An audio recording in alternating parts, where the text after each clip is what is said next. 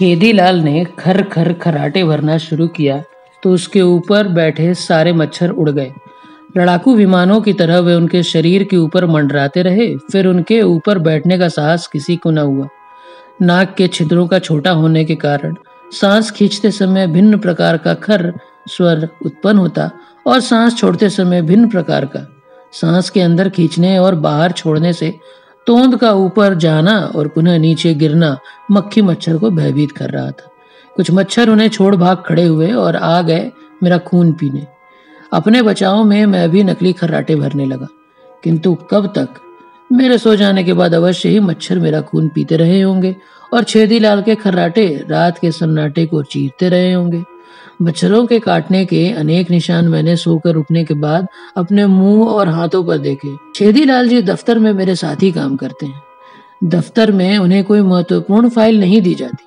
उनके सामने फाइल खुली नहीं कि उनके दिमाग की खिड़की बंद हो गई।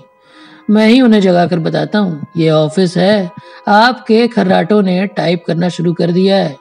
वे मेरी बात बखूबी समझते और मुझे अपना शुभचिंतक मानते हैं। पंडित छेदीलाल तो मेरे दोस्तों में से एक है। कभी कभी उनके खर्राटों का मजा लेने के लिए मैं उन्हें रात के खाने पर बुला लेता हूँ और इतना खिलाता हूँ कि उन्हें रात को मेरे यहाँ ठहरना पड़ता है। मेरे बच्चों को तो उनसे बड़ा लगाव है। जिस दिन वे घर आ जाते हैं उस दिन उन्हें कॉमिक्स पढ़ने की जरूरत ही नहीं होती।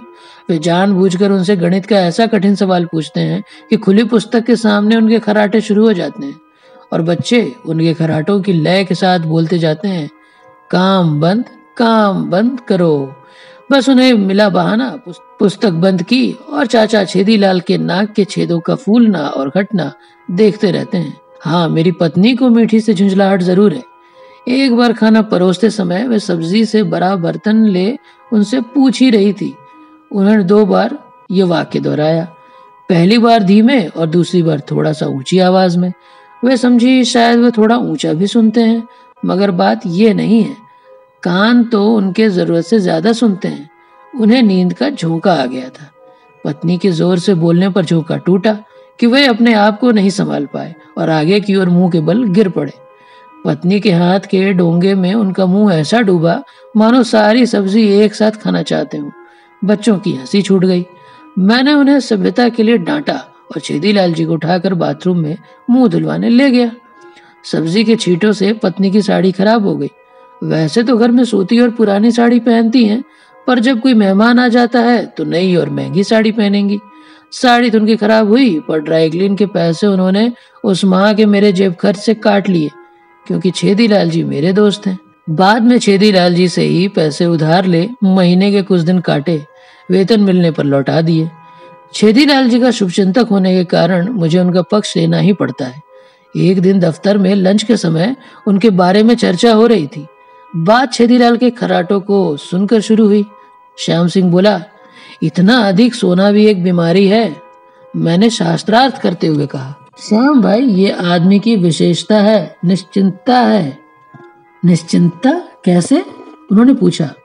निश्चिंत आदमी को ही नींद आती है। ऐसे आदमी में आत्मबल इतना अधिक होता है कि वह सभी चिंताओं को परास्त कर निश्चिंत सो पाता है। मैंने पुनः उन्हीं से कहा, तुम क्यों नहीं निश्चिंत सो लेते? दूसरों का समर्थन पाने के लिए मैंने सभी से पूछा, क्यों भाई, चिंता करने वाले की नींद रात में क्या कई बार नहीं खुलती? बुधे गुप्ता इस बात को जानते थे। तुरंत बोल उठे, गोपाल भाई, तुम ठीक कहते हो। जब तक मेरी बेटी की शादी नहीं हुई थी मेरा भी यही हाल था। अब तो निश्चिंत सोता हूँ। कभी कभी उसकी ससुराल वालों की दहेज की बातें याद आती है तो पुनः चिंता घेर लेती है। मैंने दुखती नब्ज पर हाथ रखा और श्याम सिंह की ओर मुड़ा। क्यों श्याम सिंह, अब इसे बीमारी कहोगे या निश्चिंतता? श्याम सिंह थोड़ा खिसिया गया। उसके खिसियाने के अंदाज से मैं समझ गया कि वो मेरी बातों में आ गया है। मैं अपनी जीत पर गर्व करने लगा, पर मेरा तर्क गलत था। छेदीलाल का अधिक सोना निस्संदेह एक बीमारी है। निश्चिंतता का खर्राटों से कोई संबंध नहीं है। मैंने निश्चिंतता का तर्क देकर छेदीलाल का पक्ष लिया था। उपस्थित चर्चा में लीन सभी लोग सामाजिक समस्याओं से बुरी तरह झुलसे थे। किसी को बेटी की ब्याह की, किसी को बेटे की नौकरी की, किसी को खर्चों की चिंता थी। अतः निश्चिंतता का तर्क उनके सिर चढ़कर बोला और मैं अविजित होते हुए भी विजयी घोषित हुआ। 2 बज रहे थे। सभी अपनी अपनी मेजों की ओर चल दिए और मैं उस कोने की ओर बढ़ा जहां से छेदी लाल के खर्राटों की आवाज आ रही थी।